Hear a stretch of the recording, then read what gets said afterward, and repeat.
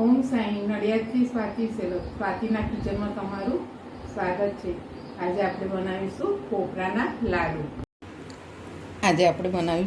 કોપરાના લાડુ. તેના માટે આ કોપરાનું છીણ લીધું છે મેં 200 ગ્રામ જેટલું. આ ખાંડ છે 150 ગ્રામ જેવી, અને આ દૂધ છે 2 કપ મલાઈવાળું, અને આ ગાર્નિશિંગ માટે કોપરાનું છીણ. હવે આપણે સૌપ્રથમ 1 થી 1.5 ચમચી જેટલું ઘી મૂકી અને કોપરાનું છીણ શેકી લઈશું. એમાં સારી રીતના સાંતરી લઈશું એને.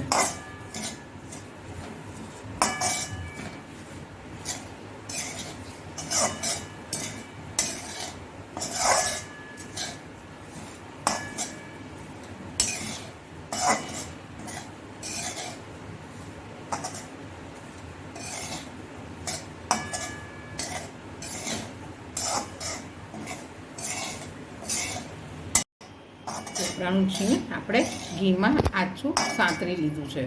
હવે આપણે એમાં દૂધ એડ કરીશું. આ મલાઈવાળું છે એટલે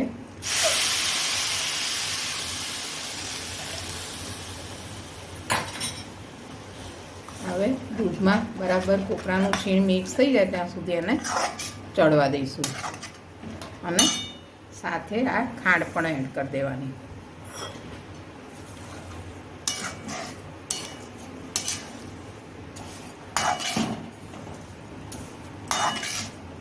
બધું સારી રીતે મિક્સ થાય અને ચડી જાય, એકદમ ડ્રાય જેવું થઈ જાય ત્યાં સુધી એને થવા દેવાનું. આપણે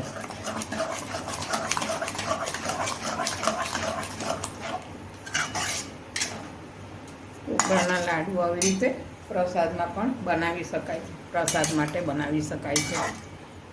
માતાજીનો પ્રસાદ હોય, ગણપતિ મહોત્સવમાં પણ આપણે બનાવી શકીએ છીએ.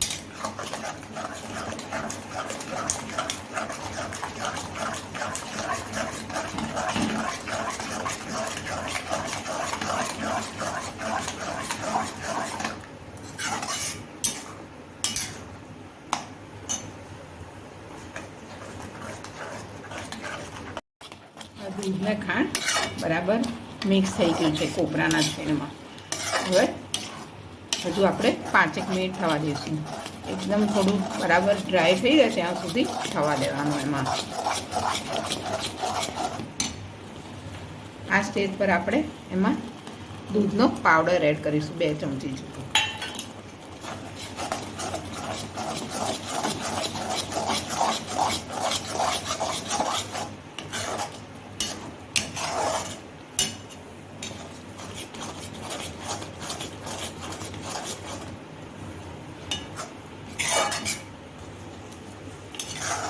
આમાં એકદમ ઓછી વસ્તુ તો પણ સરસ થાય છે. આ કોપરાના લાડુ ખાવામાં ખૂબ જ સરસ લાગે છે.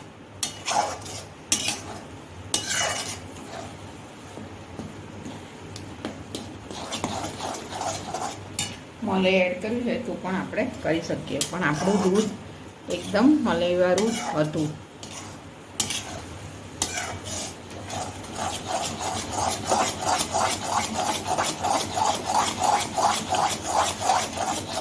સતત હલાયા કરવાનું એટલે નીચે ચોંટે નહીં. કોપરાનું છીણ હોય એટલે એને હલાવવું પડે છે સતત. હજુ થોડું ડ્રાય થાય ત્યાં સુધી આપણે એને થવા દઈશું. હવે દૂધનો ભાગ એકદમ કોપરાના છીણમાં એબ્ઝોર્બ થઈ ગયો છે, અને એકદમ સરસ બરાબર મિક્સ થઈ ગયું છે બધું. હવે આપણે એને ઠંડુ કરવા માટે બાઉલમાં કાઢી લઈશું. 2-3 મિનિટ થવા દઈએ. હજુ એકદમ સરસ કોરું થઈ ગયું. હવે આપણે એને બાઉલમાં કાઢી લઈશું.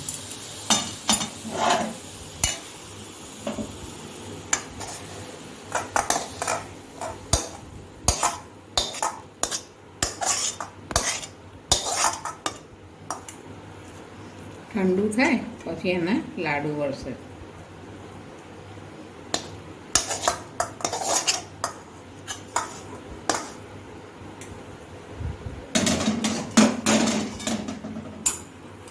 અને ઠંડુ થવા દઈએ થોડી વાર.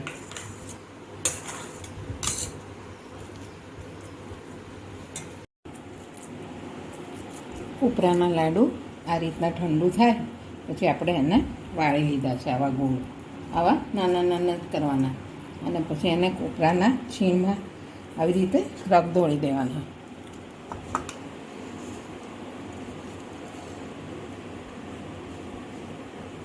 આ રીતના રગદોળી દેવાના.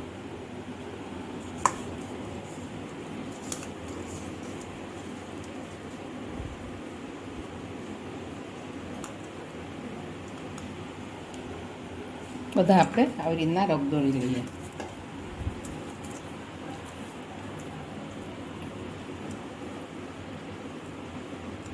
થોડું ઠંડુ થાય પછી વાળીએ તો એનો બરાબર શેપમાં આવે અને વ્યવસ્થિત વળે લાડુ.